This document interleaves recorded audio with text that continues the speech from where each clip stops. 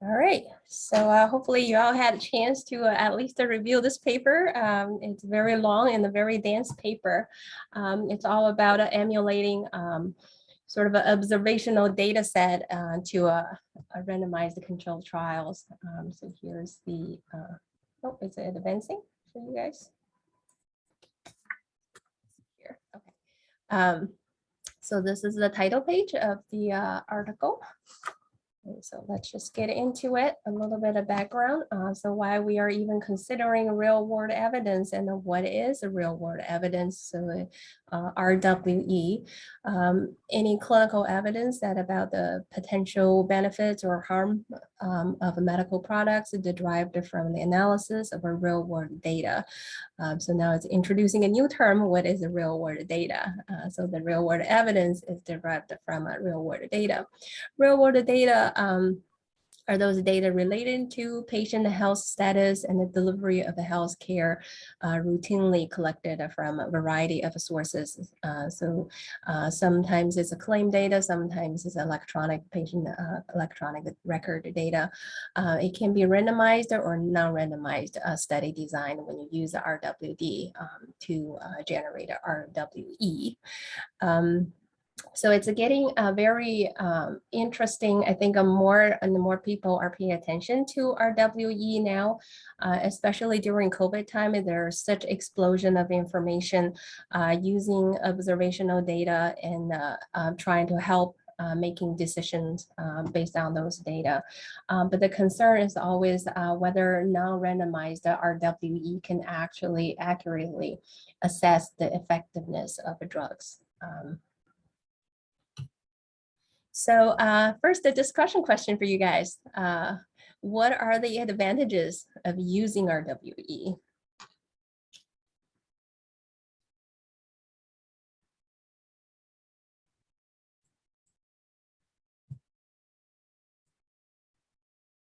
Anybody?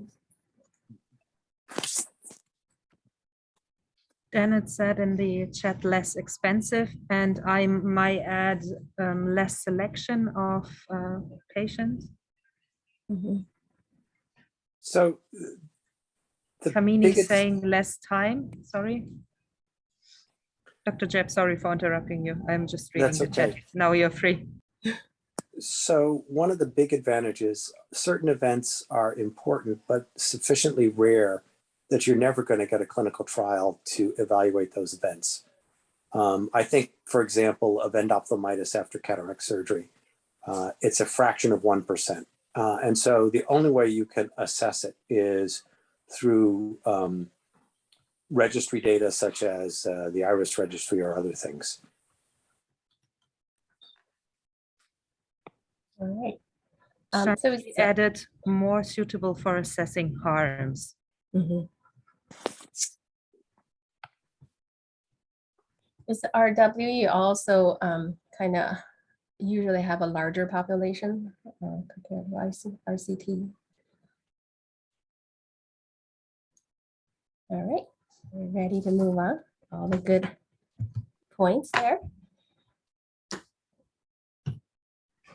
Kamini just added can allow for faster decision making as well. Yeah, definitely. Yeah. I think that's why with the COVID, there are so many OWER out there. All right, so so now the challenge is how to evaluate RWE. It has all these advantages, but it also has this huge concern. There have been systematic reviews that are comparing large numbers of RCTs and versus the RWE, but the information come out from those reviews are very limited because the variety of studies are included and the less specific details. So it's not the best way for evaluation. And then so for this paper actually is arguing that you could using another way to evaluate RWE, so that using the RWD actually to design RWE mimicking a specific RCT trial. And then you can compare the result. but sometimes it's a hard to mimic. The key important factors are the populations that being selected, and the treatment strategies, and as well as the outcomes that are being evaluated. And it's noted that a full emulation sometimes may be not impossible at all because the data constraint. The study populations may not be exactly the same, even you use the same inclusion and exclusion criteria.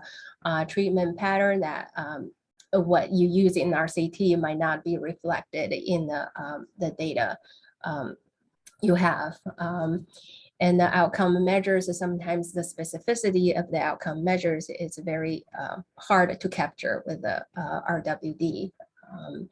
And of course, the patient adherence, it's very hard to assess with the RWD. So a lot of it is because of the limitation of the RWD if you're trying to run this mimicking study. So then the next question, why do we all think RCT is the gold standard?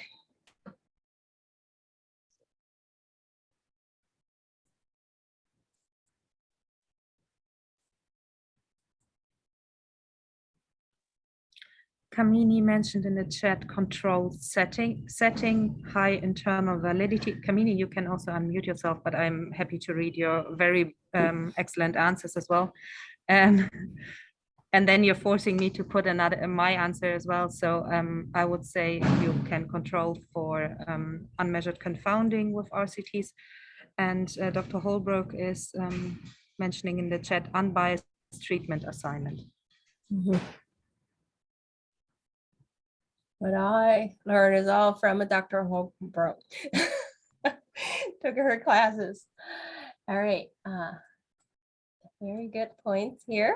Now let's go to the next one.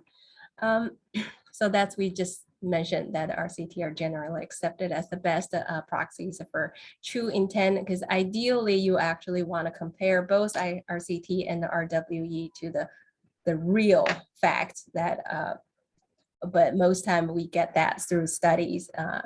It's RCT. But we should also remember sometimes RCT might not be perfect.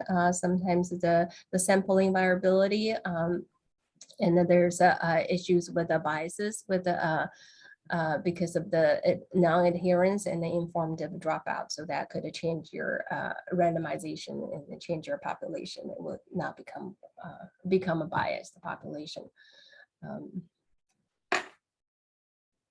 All right, so for this particular study, so this is a project within RCT DUPLICATE. It has a very long name, randomized controlled trials duplicated using prospective longitudinal insurance claims, applying techniques of epidemiology. So it's getting every letters of this title. So the basic goal or task for this project is actually compare RCTs that actually relevant to regulatory decisions, and then using the RWE, the claim data, and using the RWD to design RWE and to emulate RCT and then compare the result. So the basic goals, there are three. The first one is trying to identify a process that's being transparent and reproducible. So they're practicing that in the processes. And also really tracking or evaluating how often that RWE studies would actually come to the same conclusion as the RCT that's trying to mimic. And then, of course, most importantly, identify the factors that could influence whether the two studies approaches yield the same result.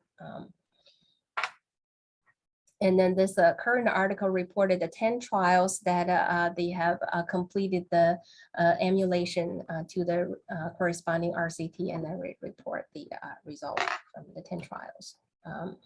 So here are the clinical trials that they selected. So overall, they select the trial with the consideration of a decision-making, regulatory decision-making in mind. And also they select the trials that they felt it can be emulated satisfactorily. So there are certain things that they were looking at, primary outcomes, things that you can actually capture from RWD, and treatment strategies.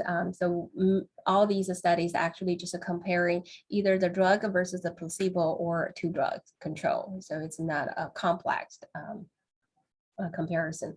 And then also based on the inclusion exclusion criteria. But there are some minor exceptions. There are things that you just cannot mimic from the RWD. So total 10 trials, 8 of them are cardiovascular outcome. All 10 of them looking at a cardiovascular outcome, 8 of them are anti-diabetic drugs trial, and the 2 of them are anti-platelet trials. All of them using the 3-point major adverse cardiovascular events, MACEs, as outcome, primary outcome. The 3 events included are cardiovascular deaths, myocardial infarction, and the stroke. There are 2 small exceptions, and the one study had the 4th items in the MACEs, including in the definition that is a hospitalization for unstable angina. The other one had a co-primary endpoint, cardiovascular death or hospitalization for heart failure. So a little bit modification for that. 7 out of the 8 anti-diabetic trials are published already when the RWE was conducted, and then 1 of them was ongoing. I think it was published 6 months after RWE was completed. There are specific drug listed, and if you want to know more detail, you can look at the message section. I don't think that specifically important here. In total, 3 of them are using active comparators in the clinical trial, and the 7 of them are using placebo controls. Both of the antiplatelet trials are using active comparators. All right, so these are the 3 data sources. I actually never heard about the first 2. I don't know if you guys probably had a more experience with them. One is the Optum Clinformatics and the IBM and Market Scan, and also the Medicare Part A, B, D. They only use the ones that including diabetes diagnosis. And so this one, you actually don't have this one used to mimic the anti-platelet trials. So those 2 trials only have 2 data sources for mimicking. So all these data sources, they are claimed data sources. So they have a demographic information about subject, like age and sex, enrollment start and ending date, medication dispensing information, also the procedures, diagnosis, the date, and the associated settings for individuals. However, there's no cause of death in any of these sources. So you can see later on, they have to do something creative for data analysis. So another question for you guys, what compromises were made because RWE did not have completed data, such as deaths?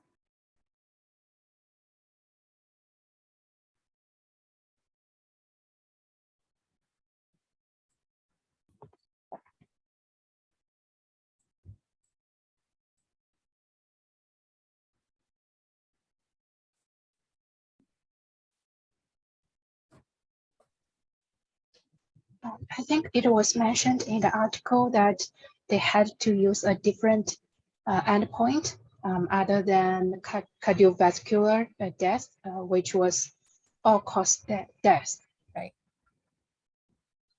Right, and then their reason was that the population they were selecting, the most causes of death would be cardiovascular for their study.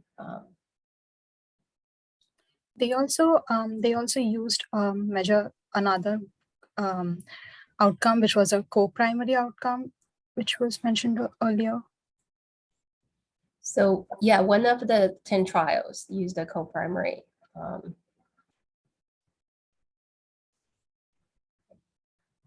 And then I think that there are some other ones that they have to do substitution. They didn't really detail that much, describe it in detail, but the DAS was the one that they emphasized on.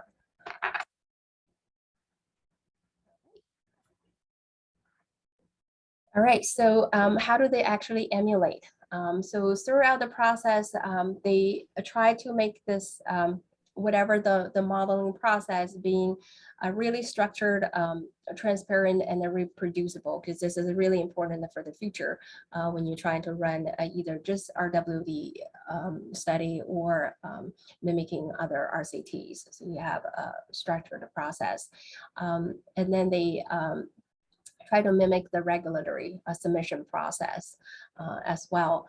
And also they try to mimic the trial based on the information from the trial, but not looking at the result first and then come back to tweak the mimicking process. So this is very important. So it's a prospective. You basically design the study and then look at the result. So the four major steps listed here. First, they draft the protocol. So this is based on the knowledge from the particular ICT, but they also generate a template that they can use for all 10 trials. So that way the process is somewhat universal, reproducible. And then while they are designing the study, they created the cohort and study variables. So they use this platform, Asian evidence platform. So this is basically recording every step they performed. So this way you can actually audit everything you did and also make the process more reproducible in the future.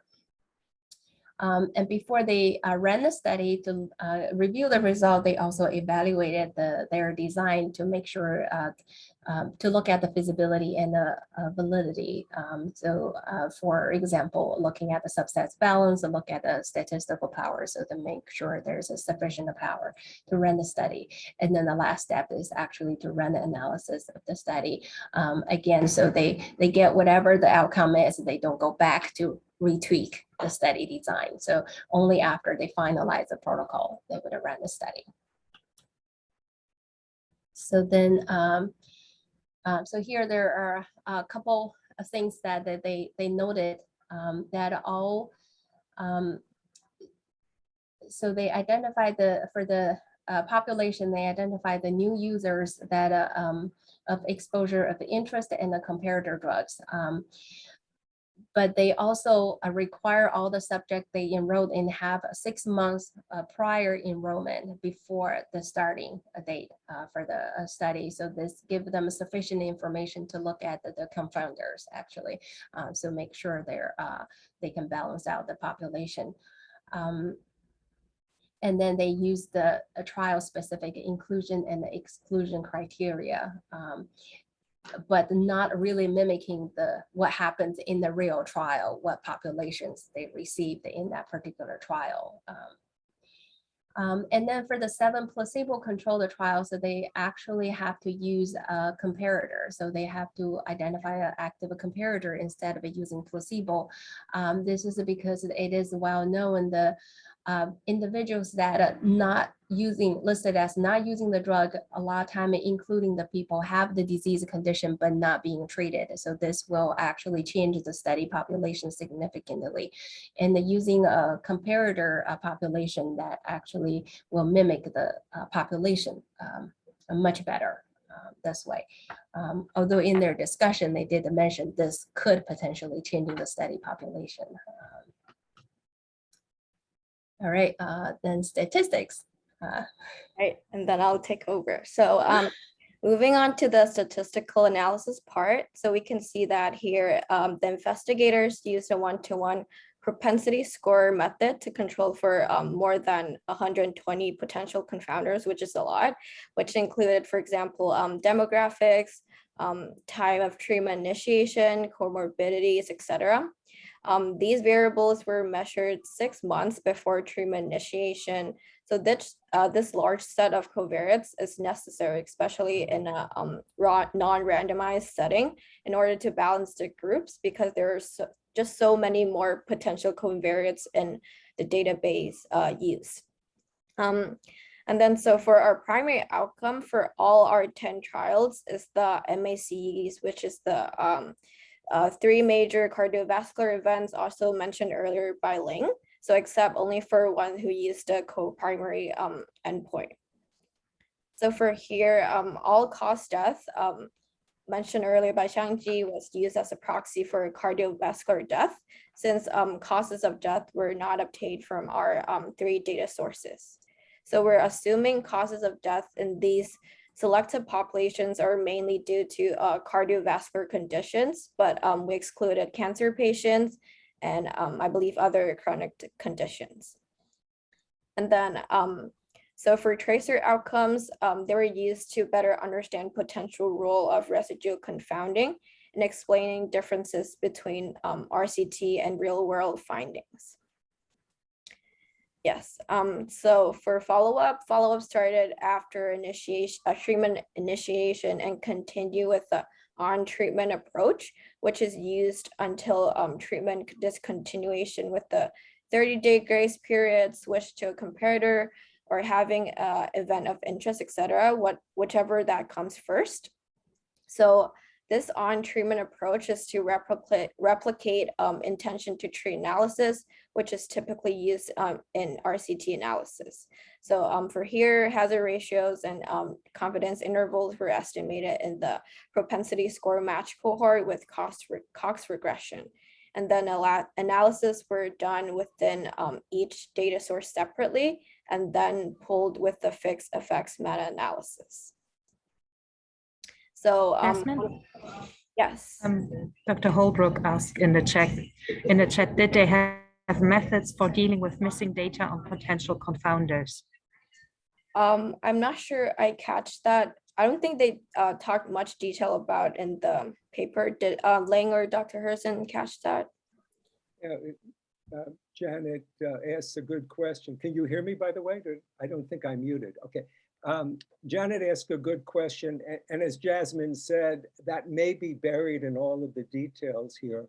But one thing that the authors don't say is they selected these clinical trials to emulate. However, we don't know, they may have gone through 30 clinical trials to select these because the others did have missing data on the confounders. For that reason, I would say that was probably minimal in the studies that got into this paper. In their message, they also mentioned that there were another 5 trials. They looked at it at least, then they did not use them either because the population, because the adherence or the statistical power and all those reasons. Right. They didn't use that. Good point. We don't know the whole process they went through. I might mention Jessica Franklin, who is the first author, got her PhD in biostatistics from our school in 2010. She was one of our best students. I tried to get her to attend this, but I wasn't able to get in touch with her. But I'm very proud of where she's come, and I was not able to accomplish this much in 10 years after graduating, even 50 years after graduating. She's really done very well. Okay, Jasmine, continue. Yeah, but I'm assuming they did a lot of behind work that they didn't put much detail in the paper. Yeah. So for the discussion question, what would be one of the reasons that you think for choosing a fixed effects model rather than a random effects meta-analysis?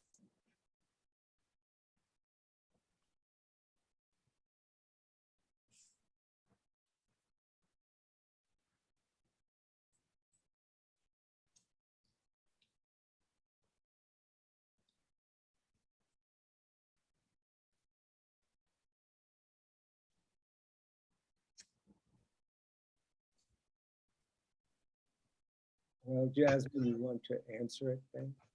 Yeah, then did Xiang, do you want to say something? Oh, sorry, I thought you.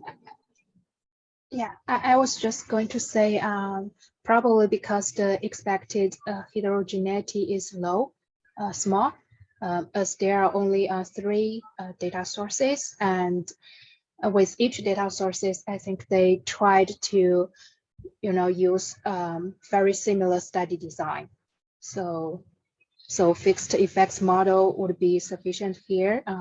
We don't need to use random effects model that can deal with between study heterogeneity. Yes, so for this study, they're assuming that all 3 data sources are sharing the same true underlying effect size, and that all the differences in the observed effects are actually due to, could be due to sampling error. So, but for random effect models, we're allowing true effect sizes to differ across studies, like what Xiangji has said. So therefore, they use the fixed effects model here. Next slide, please. Thank you. So the investigators here also came up with 3 agreement metrics for RCT and the real world studies. First one being regulatory agreement, which is the ability of real world studies to replicate direction and statistical significance of RCT findings. And then the second one is the estimate agreement, where real world evidence hazard ratios estimate should be within 95% confidence interval for the RCT estimate.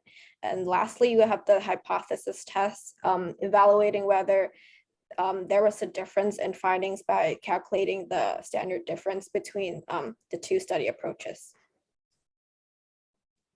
And then for, we have comparator and endpoint emulation grading system here. They're graded based on the 3 pre-specified metrics mentioned for the last slide. So the comparator and the endpoint will be graded as good if the RCT has an active comparator and the outcome is assessed with high specificity. And then moderate if the placebo is used among a group of similar patients, and key aspects of the outcome is captured with lower specificity. And then lastly, poor if the placebo is used among patients with different characteristics. Sorry. Yep. And then moving to our results section. So our table 1 here shows that age is comparable among 6 out of the 10 trials, with real world evidence studies having slightly older participants than RCTs. And then also more females were found in most of the real world studies as well. Cardiovascular risk factors, smoking, hypertension percentage were similar in the 2 groups too. But we can see that there are higher rates of congestive heart failures in the real world trials, and higher rates of diabetes for the 2 antiplatelet trials compared to the rest of the other ones, I'm assuming because the other ones are anti-diabetic trials. So good post-matching balance was achieved within each of the emulation too. Yes, and then so event rates are shown to be lower in real world emulations, while MACs as the endpoint, but higher when other endpoints were used. So as highlighted on the table here, there was the 2 exceptions. So the trials that are labeled, these trials are labeled moderate for endpoint emulation due to lower specificity of event capture in real world studies. Jasmine, one question in the chat from Gary Rossner. I'll just read it. Do the authors comment on the choice of matching statistical significance rather than estimation of the treatment effect? Why is a p-value something to try to match? Did any of the actual trials they wanted to match use group sequential design or adaptive design that the investigators couldn't easily match but would affect the p-value? Wow, that's a long question for me. Dr. Chase Harrison, can you help me out on that? Yeah, these are also a very good question. I think one thing is the authors, they talk about regulatory agreement, and that means was the emulation statistically significant? Did statistical significance differ from the RCT and the real world data, but they also show the interval estimation, and they got better results with the interval estimation than they did, that is hazard ratio interval. They got a better match there than they did with the regulatory. So people can therefore decide which is more important to them.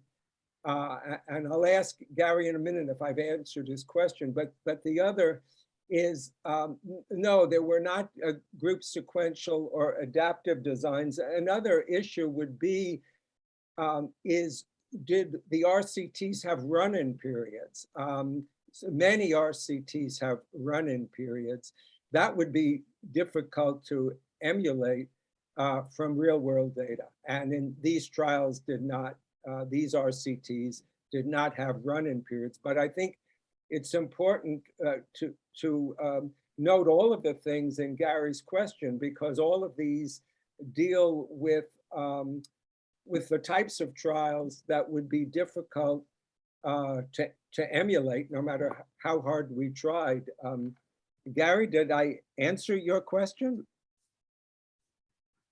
Yeah, thanks, Jay. I need to look to see how they're deciding whether or not the confidence intervals are comparable, because as we know, in normal distributions, there's only like an 88% chance that a second confidence interval would match the first if they were done from the same population. They do talk about maybe these confidence intervals match just by chance, and that may be the only reason when they get into the conclusions at the end. But yeah, that would be a good thing to check on.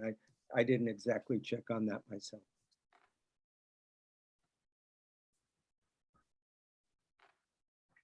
Great. And then next slide, please. Yes, so for here, we can also see the similar trends and event rates are presented in the table 2 earlier, and the Kaplan-Meier plots on the right here. Maybe the resolution is kind of low, but event counts of real world studies are accumulated from larger number of patients, where in the paper, they mentioned that the number of patients dropped quickly in the first 6 months of follow-up, so leading to a shorter average follow-up period, while RCT has less patients, but a longer follow-up time.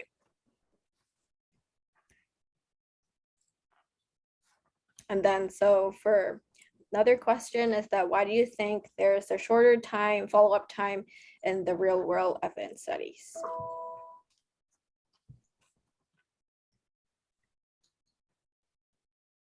Data that comes out from real world evidence is directly applied in real practice. So they need it they need the data soon, as early as possible.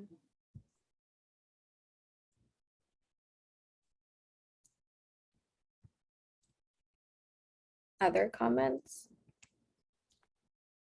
Can you repeat what was last said? I couldn't hear all of that. No. Hello? Yeah, Am maybe. I audible?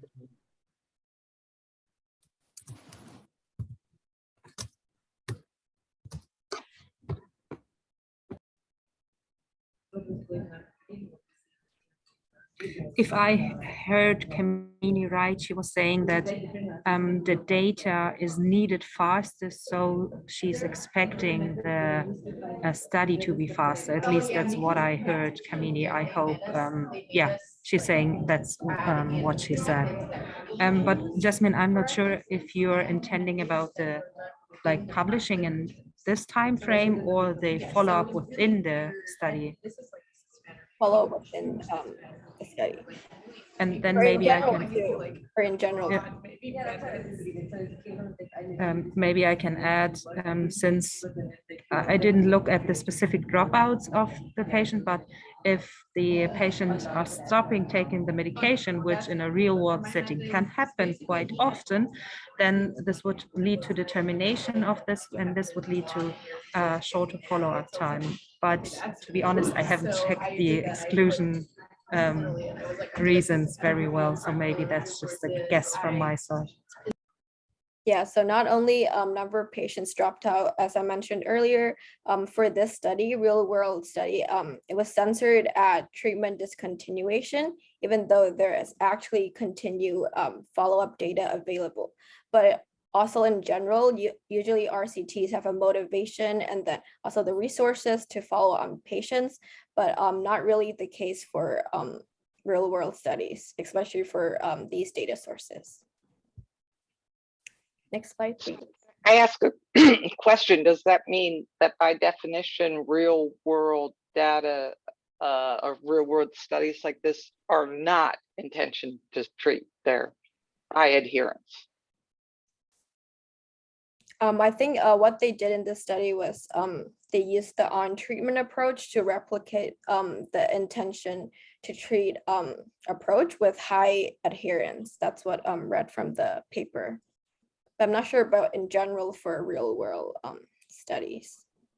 But I think they didn't really mention particular trials and how long the treatment was and how long, they would have mimicking the same time period in the RWE. They basically used it whenever the patient stopped taking or changing to a different medication or for whatever reason and dropped out as an endpoint.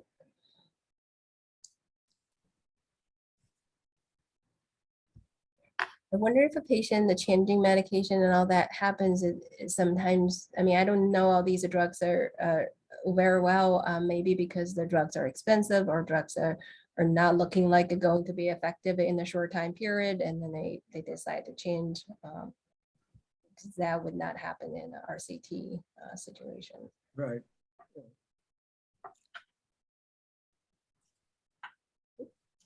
So for here are results. So for 6 out of the 10 trials that we have here, they achieved the regulatory agreement, and then 8 out of 10 trials, they achieved the estimate agreement. And then for one emulation, there's a standardized difference of more than 2, which is suggesting that differences are not within expected random variation between the 2 study approaches. And then no single database was used that was used, like the 3 databases was found to have higher or lower effect estimates. And then our tracer outcomes also returned expected findings, which indicated low potential for residual confounding. And then I'll hand that back to Ling. All right. So overall, they found that they have a really good agreement between RCT and the RWE. So in their text, they actually described what you should be expecting for a trial that had significant differences. The effect that usually expect the 80% to 90% agreement when you do the emulation, and then with a trial that had a really good specificity with the outcome, and you would usually expecting higher agreement as well. In general, they had an estimate of 80% chance of estimate agreement, and in their case, they had a 1 out of 10 not agree, with the very much difference. So it's actually within their range of expectation. Sorry, but then they do noted that there are things that they have to change with the active comparator.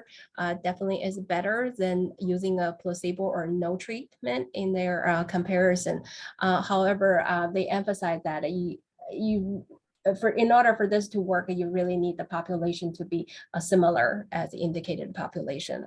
Otherwise, it's going to change the study design. And with the anti-platelet trials, both of them using the active comparator already in the RCT. However, one of them, I think, did not reach the regulatory agreement. So in their study, they think mostly because the random error and lack of Medicare data reduce the emulation.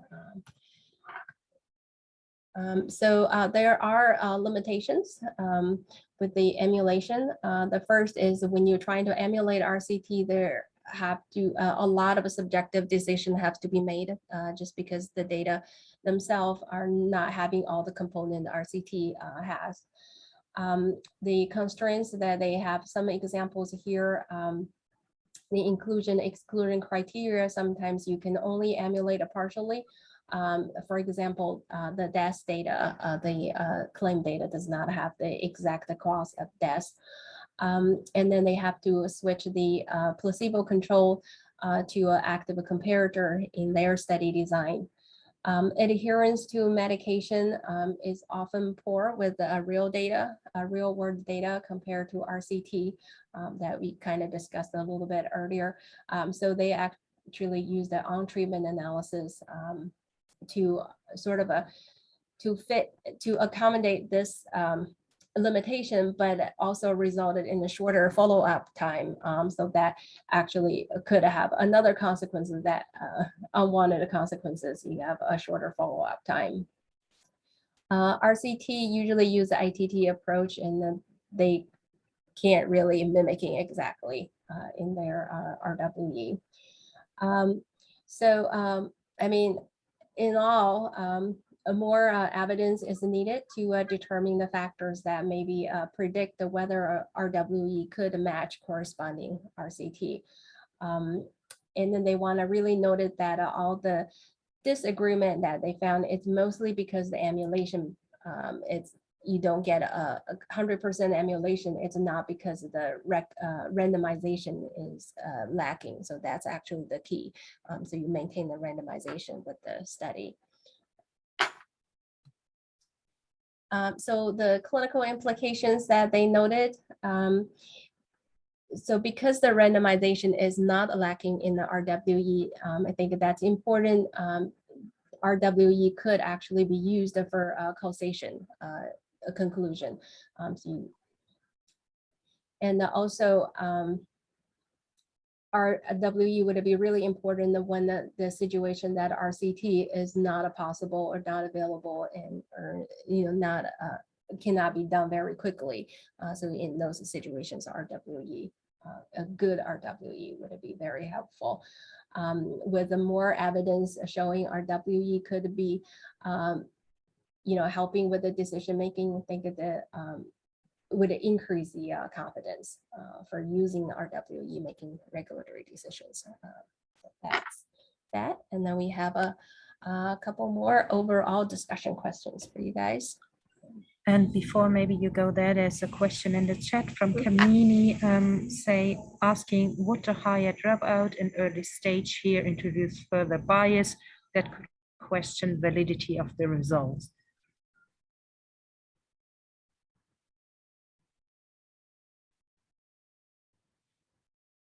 So, I mean, in their case, I think because they chose the study that can be emulated, that kind of avoid some of the problem.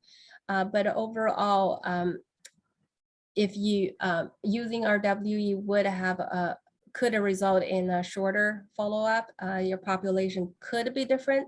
But in their case, I think their post-emulation analysis of their population actually is pretty consistent with their the RCT population.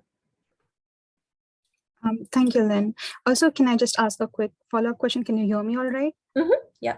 Okay, great. I was just wondering that when you were talking about adherence and that the RCTs, they use ITT more, but I was also thinking, because we're getting data from RWE and it actually reflects the adherence that is happening in the real world, and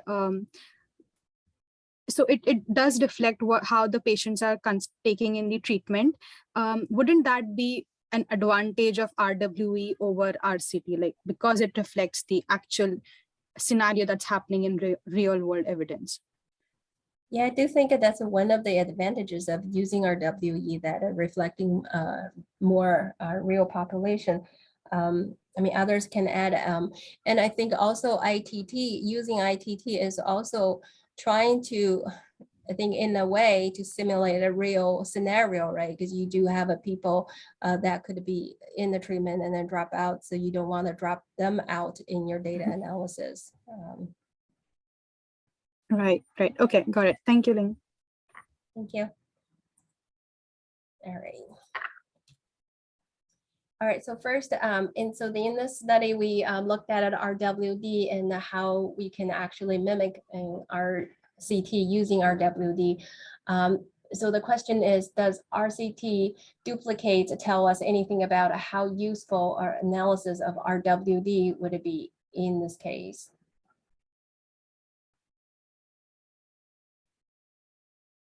Yeah, did you read the second part of that question? It says, what if there is no? Oh, right. Sorry. Yeah. What if there is no trial and all we have is RWD? Now we have nothing to match with. So whether or not what the study actually tell us how useful the RWD would be.